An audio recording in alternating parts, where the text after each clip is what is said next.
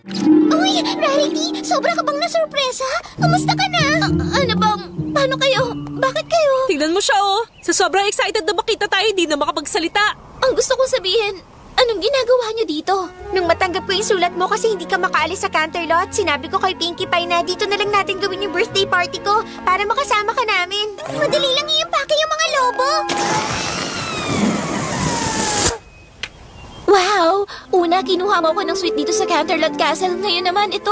Wala talaga akong masabi, Twilight. Ipaliwanag mo muna sa amin kung bakit ka nakasuot ng ganyang kagarang outfit. Ito ba? Kasi, alam nyo, nagsusuot ako ng magagarang outfit kapag si Opal hindi maganda ang pakiramdam. Para maaliw naman siya.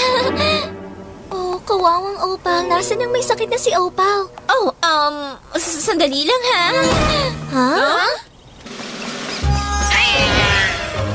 Pasensya ka na talaga, ha?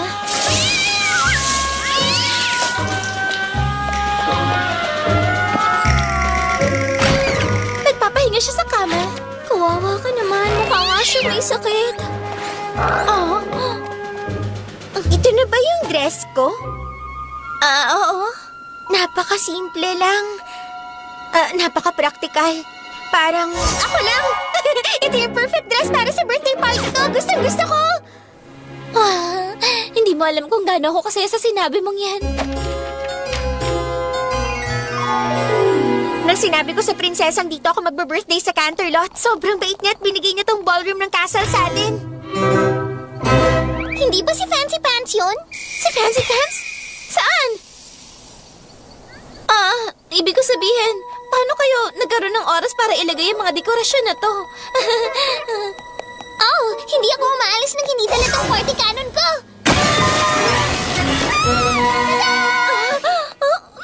Sana nga sa labas na lang ako magbe-birthday. Kaya lang may party na silang sinet up sa garden ngayon. Mabuti naman nakarating ka.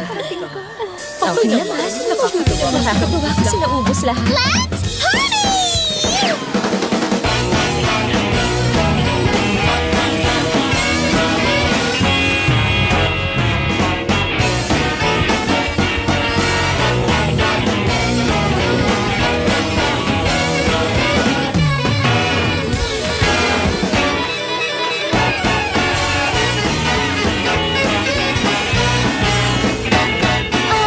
Kailangan makapagpakita man lang ako sa kanila.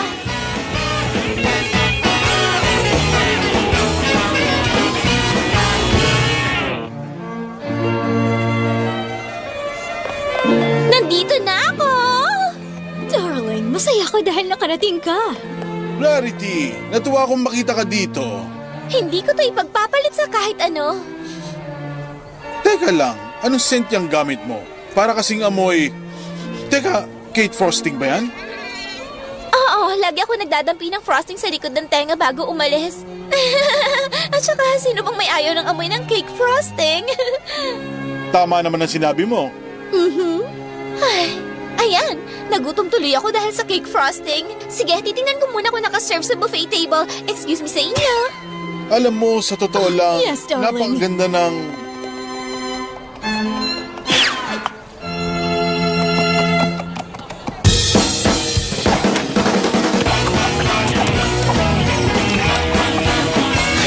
Alam kong nagmula pa sa ibang science suit mahusay mo. na Siyempre ikaw couturier. pa. Hindi ka pipili ng kung saan-saan lang.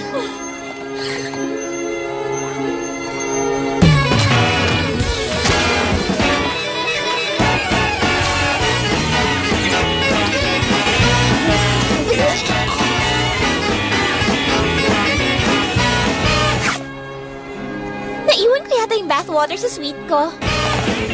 Titingnan ko muna uli si Opal.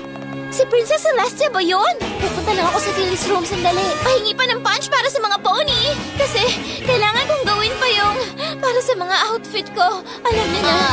Bakit gamitin ng pro kay Mallet? Anong pro kay Mallet? Yung kagat mo ngayon.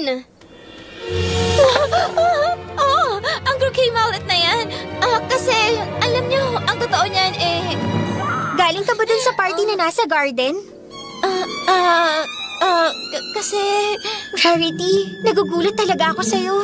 Twilight, papaliwanag ako kasi... Nakalimutan ko na mahilig kang makipagnegosyo sa mga pony. Sana maintindihan mo na... Mukhang mayayaman ang mga pony na yon. At sa paparating na Grand Galloping Gala, dapat kilalanin mo sila para magpatahi sa'yo ng mga dress. Napakahusay! Oh, tama ka. Oo, tsaka ayokong isipin yun na nagyayabang ako. Kaya hindi ko kagad sinabi sa inyo ang tungkol doon. Ayun ang talagang dahilan. Ay. Pero wag ka nang magpaliwanag. Pumunta ka na doon para makausap mo sila. Twilight, ikaw ang pinakamabait na kaibigang meron ng isang pony. Bakit mo kasi inisip kung hindi mo maiintindihan? Maintindihan ang alin? Wala. See you later, girls! Oy! Sandali lang! Mga kaibigan mo kami! Siguradong okay lang sa kanila makiparty kami doon. Tayo na, girls! Ipakita natin kung paano magparty ang mga taga-Ponyville! Naku, hindi!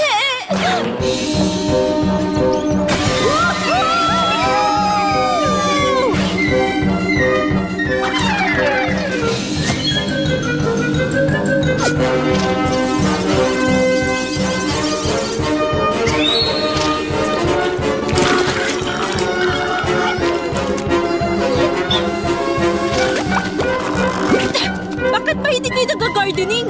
Kaya nga garden party to, hindi ba?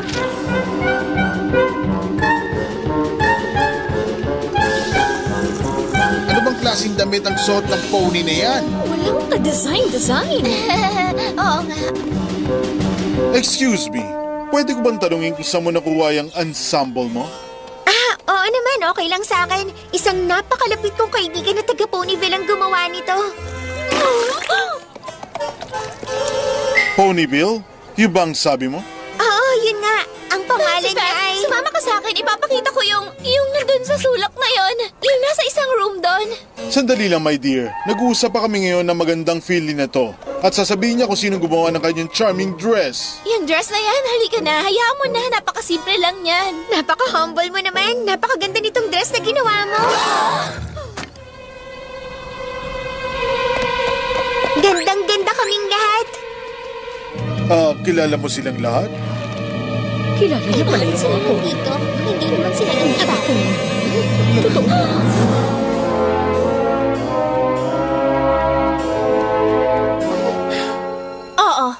Oo, kilala ko sila.